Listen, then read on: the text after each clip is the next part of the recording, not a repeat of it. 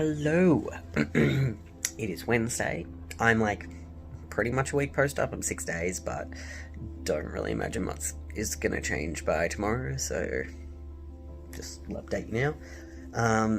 So I thought I'd do like a little timeline, what happened for the lead up to surgery and then throughout this week of recovery. So I went to my pre-op consult on Tuesday, got examined, was explained a couple things that needed explaining, asked any questions that I had, did informed financial consent. Then Wednesday, prepared, up here and packed my bag and shit. Thursday, I was up very, very early, like 5 a.m.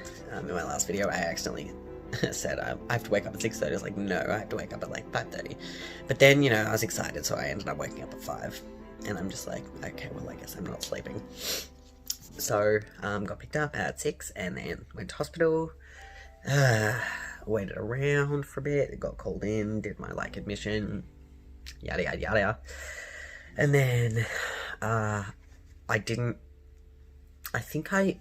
was waiting in the little room next to the operating theatre, the prep room, I'll say. And I was there for ages, so I think I didn't get started till it was either 9:30 or 10:30. I can't remember. I think it maybe even been 10. Between 9:30 and 10:30 I got operated on. I don't actually know how long it took. A couple of hours. And woke up, groggy AF, on fentanyl. Then slept really shitty the first night. And the second night, and I had that last time as well because the nurses, how dare they keep trying to give me medication. So I was getting woken up quite frequently to, have antibiotics and pain relief and whatever else they wanted me on. That's fine. And then after the second night, things started to kind of get easier, and the time gap between my medications was longer, so I could actually sleep a little bit more better.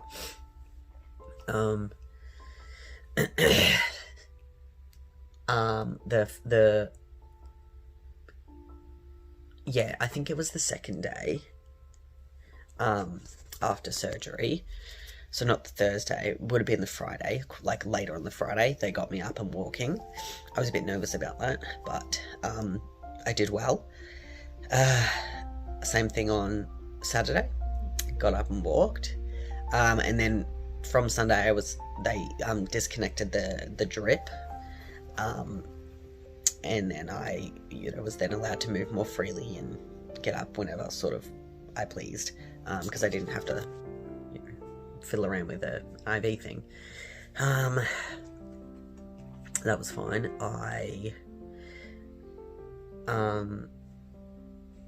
Navigating the toilet was odd, still is odd, because I sit down, and then my body's kind of like, okay, we're going to wee now. I'm like, well, first of all, you don't need to wee, you have a catheter in, and second of all, you can't. It's gone, that hole is gone, mate. You can't do it. So it's weird, it's really, really bizarre, to feel those things.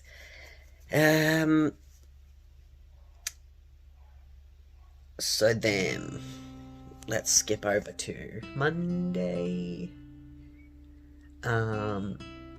Tuesday, sorry. Yesterday, basically each day was easier and easier, less painful. I probably came off most of my, strong pain relief on Monday. And Tuesday I got my dressings changed. Not even technically changed. Hans took all the bandages off, and then he said that I'm healing very, very well and very quickly, which is good. And he said it actually looks like it's been longer than 5 days. So he was like, you don't actually need any new dressings on you. You just need a little bit of protection to stop things from like rubbing and friction and all that. So he put some more dressings on me, but they weren't like bandages and wrapped up and, you know, all that sort of stuff. Which will be nice for me because I'm very hairy and I don't want a Brazilian. So that was fine. And then I was a little bit sore after that because, you know, things getting moved and all that. I saw my balls yesterday, and it was amazing.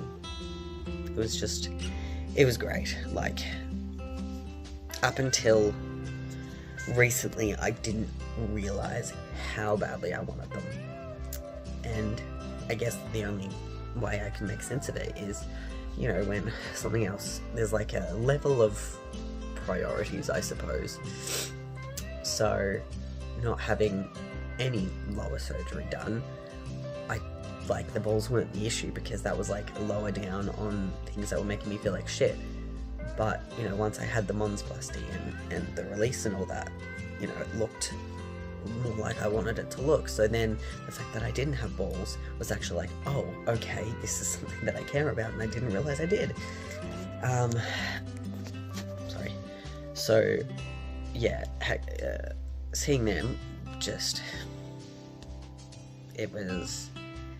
I was just so happy, and I still am, and like, I just want to look at them all the time, but I know I need to like not. And they don't have implants in them yet, but they're swollen, so they look full, so they look good, and I'm like, fuck yeah, and they're only gonna look better. They're just so cool. Anyway, I would say emotionally, this surgery is more. I did feel a little bit of regret on like day 1 or 2 or something like that. Not, you know, because I've mutilated my body, but it's just like, I'm sore. Why the fuck would I do this to myself again? Why did I make this decision to make myself feel like shit? But I had the same thing last time, and it passed, and now I'm like, I don't regret this choice at all. It's the best decision I've ever bloody made. But yeah, there was the whole, I'm sore, I can't move anything, I feel crappy, I'm on drugs, I'm falling asleep every 5 seconds, I can't hold a conversation, like, I'm just frustrated with myself. So that was, like, a feeling that I had. Anyway, so it's been more emotional this time because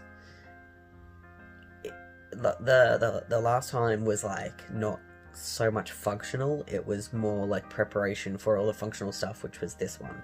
So, you know, a lot of my dysphoria is from just going to the toilet, and now that's done. Like, what? And now I've got balls, and it's just, it actually means a lot more to me this stage than the last stage.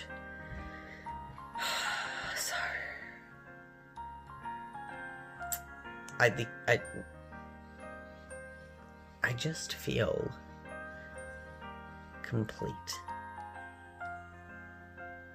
and like satisfied. And you know, I'm not going to be 100% satisfied with the surgery because I don't have a cystic. At the end of the day, it's the best thing that I can do to get as close as I can to the thing that, like, ultimately I need. I hope that made sense. But, yeah, like, yeah, it's just so great. And, yeah, I feel complete, and I feel real bloody good. And, yeah, basically that was it. Got discharged yesterday, got home, slept in a normal bed, this bed. The bed was a little bit hard to get out of because it was flat. And that's basically probably the last week and a half of my life summed up in 10 minutes. So I'll let you know when something changes, but hopefully this was useful. Alright, speak soon. Hello. It is Wednesday, which means I am almost 2 weeks post-op. That's tomorrow. Yesterday I had my post-op consult with Hans, and he took my catheter out. That went through the penis. That hurt. So far healing well. No fistulas. I'm not out of danger yet. He saw something on me, which was like, he was like, I don't know what that is. It could be a fistula, or it could be like a skin cat tag. I don't know. I've never seen anything like it. Or like a skin fold, rather. And so he put like the syringe in my peen and like pushed it through to see if any water came out, and he did that like a couple times. And I tell you what, feeling like you're reverse weeing is something that you will never unfeel, and it's a weird feeling. Anyway, no water came out, so he's like, well, it might turn into a fistula, but let's hope that it won't. So, no fistulas, and I've decided that I'm not going to get one. Healing well, still swollen. I still have to wear like a silicone bandage type of thing to stop things from sticking and rubbing, and because it's friction that messes with sutures, which may cause fistulas, I believe. Could be wrong.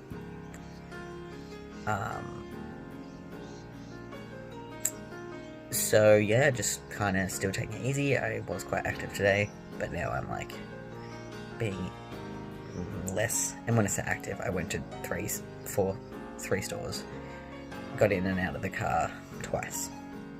It's not that much, but you know, I'm playing on the side of caution. Oh no, it was like 4 times that I got in and out of the car, but anyway, it doesn't matter. So yeah, more playing on the side of caution. I don't want to ruin anything. I think I'm doing really well with healing. And yeah, I just like really don't want a fistula, so let's not poke that bear. If there's not one yet, and it's because I've been keeping more still, then let's stay that way. I have another post-op consult next Tuesday. That we might. Oh, you know what he said actually? He says he doesn't want me to do stand wheeze this week. Next Tuesday he's going to attach the tap-like valve to my catheter. And then I'll try stand wheeze for a week. And if that's all G, then he'll take my suprapubic catheter out, and then I can go home if Queensland doesn't lock me here. And that's basically it. It's been another week since my last update. So yeah, so far so good. All going well. And I guess I will probably update after my next consult, because really that's the only time that I'll have any updates. Alright, bye guys. Oh, actually one other thing. When I did a dressing change today, it was really funny, because I have to be less careful when I take a step now that the catheter has been removed. So I just like kind of step normal, and I felt this like weird feeling against my leg. Anyway, I look down, and every time I take a step, my balls are like slapping against my legs. It was really funny. But yeah, so yeah, when you get catheter out, if you go down this path, be aware that when you step, your balls are gonna like slap against your leg. And I'm like, that's a really weird feeling. I'm kind of into it, but like, it's weird.